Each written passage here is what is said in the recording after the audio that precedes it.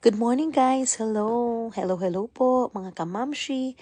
I'm so excited guys sa pagbukas ko guys ng aming application. Ayan, nag-update sila ngayong April 16. And ayan na yung pinakahihintay namin guys. Waiting on you. Take the oath of citizenship sa May 12 guys, and it's a Mother's Day.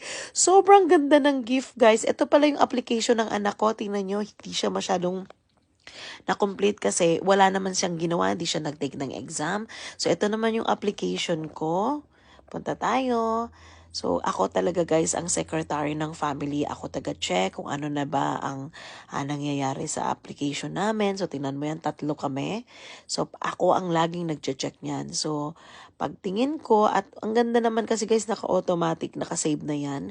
So, tingnan nyo guys, all of our applications, 3 kami, updated ng April 16. Waiting on you, May 12 guys. So, ayan, completed na, all green. Pinapakita ko lang sa inyo guys yung application namin. Ayan. So, yan. Pinakita ko na yun sa inyo noong nakaraan. Yan. And then, yung sa darling ko naman, bubuksan ko din guys.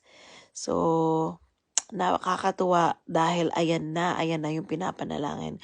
How great is our God talaga po. God bless.